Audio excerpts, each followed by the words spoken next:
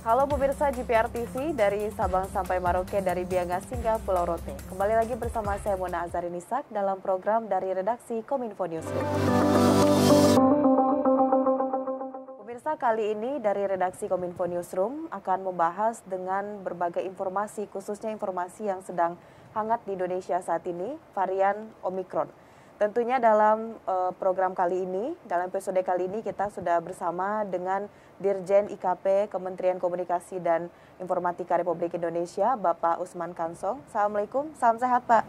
Waalaikumsalam, Mona, salam sehat juga. Baik, Bapak dan juga pemirsa, tentunya kita awali dulu bahwa saat ini Indonesia varian Omikron ini kembali meningkat. Dan menurut data dari Kementerian Kesehatan bahwa telah terjadi penambahan pada hari Sabtu tanggal 8 Januari 2022 itu ada sebanyak 75 orang terkonfirmasi positif varian Omikron ini. Dan tentunya hingga saat ini sudah ada sebanyak 414 orang yang terkonfirmasi positif varian Omikron. Tentu saja jumlah ini kembali menjadi pertanyaan bagi kita nih Pak Dirjen. Sejauh ini sebenarnya bagaimana kondisi pandemi di Indonesia khususnya setelah masuknya varian Omikron di Indonesia ini Pak? Karena kalau kita lihat dari varian Omikron ini terjadi peningkatan nih Pak setiap harinya. Iya, memang untuk kasus yang terjangkit COVID mengalami peningkatan. Grafiknya itu cenderung meningkat memang sejak awal Januari ya, mungkin mulai tanggal 1 atau 2 begitu ya, sudah mulai meningkat dan kemarin itu kan 500 lebih orang yang terjangkit COVID, yang terjangkit COVID baru begitu ya. Dan diantaranya tadi yang Anda sebut ada 414, ya, 414 itu orang. Omikron ya, Omikron. Nah 414 ini kan akumulasi, tentu saja ada yang sudah sembuh ya, sudah pulih lagi dari 414. Nah, jadi situasinya seperti apa ya? Memang ada peningkatan, ada kecenderungan peningkatan. Nah, karena itu pemerintah mengambil langkah-langkah antisipatif ya. Mudah-mudahan saja peningkatan itu, kalaupun terjadi itu tidak terlalu besar. Katakanlah seperti Juli atau Agustus tahun lalu. Dan kalau kita lihat, ini yang kenapa kita harus mengantisipasi. Omikron ini sebetulnya gejalanya ringan ya, gejalanya ringan, dia tidak mengakibatkan hal-hal yang fatal, tetapi penyebarannya cepat, ya penyebarannya cepat. Nah karena itu kita tetap harus mengantisipasi, ya mengantisipasi lonjakan Omikron, karena di negara-negara lain seperti Inggris, Amerika, kemudian negara-negara Afrika, Perancis ini kan peningkatannya lumayan begitu ya, lumayan tinggi. Di Australia juga seperti itu. Nah, kita harus belajar dari negara-negara lain ya bagaimana agar kasus Omikron ini dan COVID secara umum itu tidak melonjak terlalu cepat, tidak melonjak drastis begitu.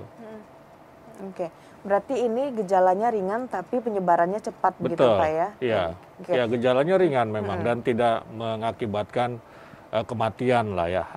Ya persentase yang meninggal itu kecil sekali begitu. Baik. Lalu upaya apa kira-kira yang memang saat ini betul-betul kita gencarkan, kita lakukan ini Pak, agar tidak terjadi betul-betul lonjakan yang luar biasa di awal tahun 2022 ini? Iya, jadi dari sisi komunikasi publik kita makin menggencarkan kampanye. Ya untuk menjaga prokes dan vaksinasi. Ya, vaksinasi. Selain itu juga di lapangan ya pemerintah itu mengeluarkan berbagai bentuk kebijakan. Ya, misalnya melarang warga negara dari 14 negara untuk masuk ke Indonesia, itu kan kebijakan, ya kan. Kemudian juga sudah ada surat edaran Menteri Kesehatan agar kepala daerah itu mengantisipasi penyebaran Omikron dan COVID secara umum dengan menyiapkan fasilitas pelayanan kesehatan, kemudian juga tenaga kesehatannya. Nah ini langkah-langkah yang dilakukan oleh pemerintah.